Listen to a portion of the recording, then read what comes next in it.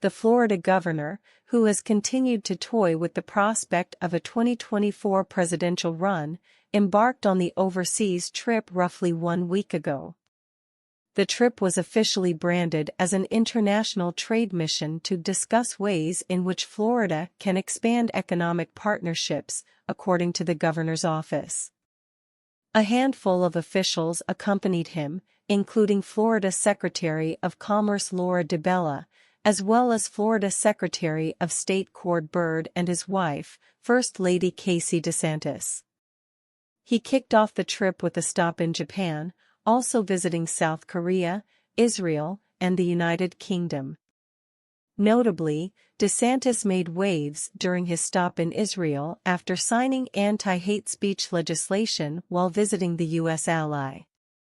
In 2019, I had the opportunity here in Israel to sign into law groundbreaking legislation to root out anti-Semitism from our public education system, establishing Florida as a leader in protecting religious liberty, the governor said in a statement. For years later, the threats faced by religious Americans of all faiths have evolved.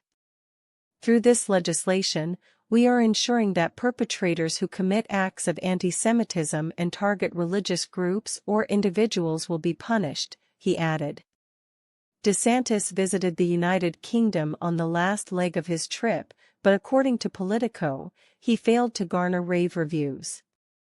During that trip, he met with more than 50 representatives of major UK firms and business lobbying groups, but many were unimpressed by the Sunshine State governor's performance, describing it as low wattage and horrendous. Per Politico. One UK business figure said DeSantis looked bored and stared at his feet as he met with titans of British industry in an event co-hosted by Lloyd's of London, the world's largest insurance marketplace.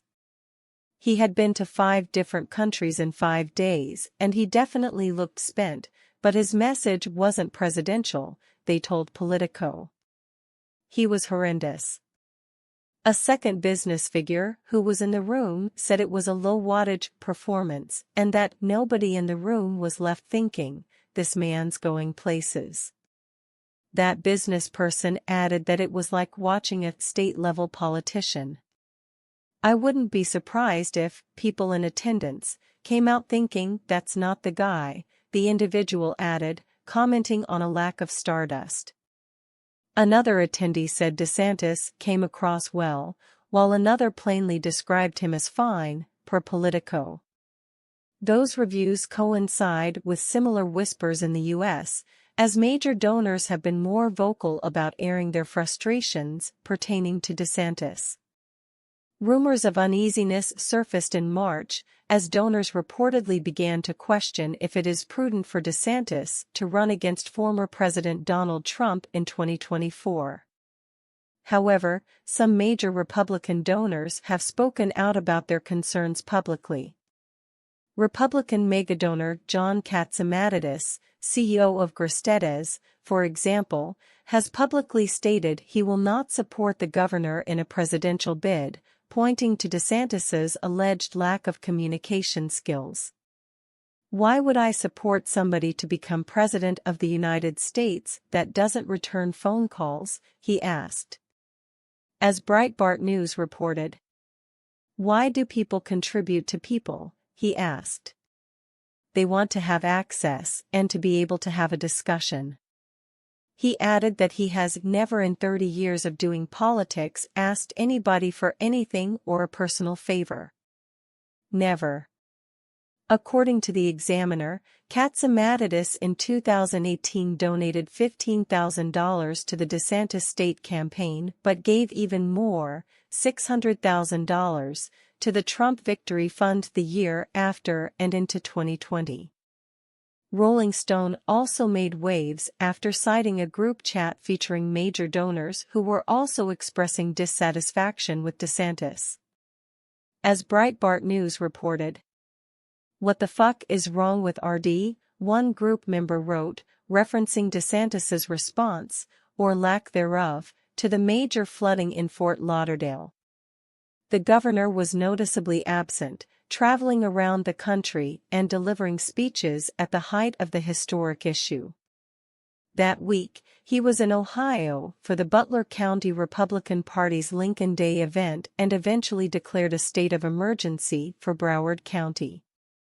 He delivered a speech at Liberty University that same week and attended an event in New Hampshire, as well. Even former President Trump weighed in on his potential rival's actions, telling Breitbart News he shouldn't be campaigning right now. He should be there.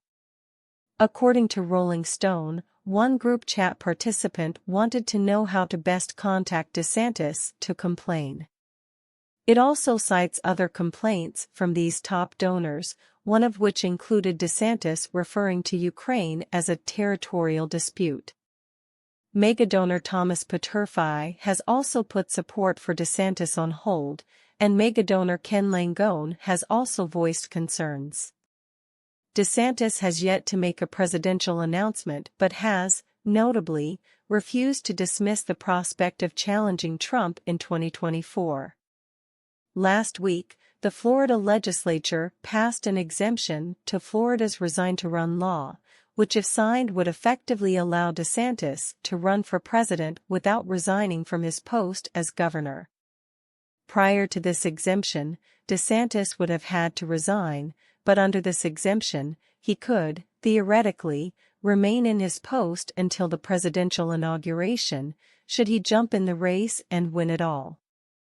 DeSantis is not expected to make any announcement until the end of the state's legislative session, which is slated to end Friday, May 5, 2023.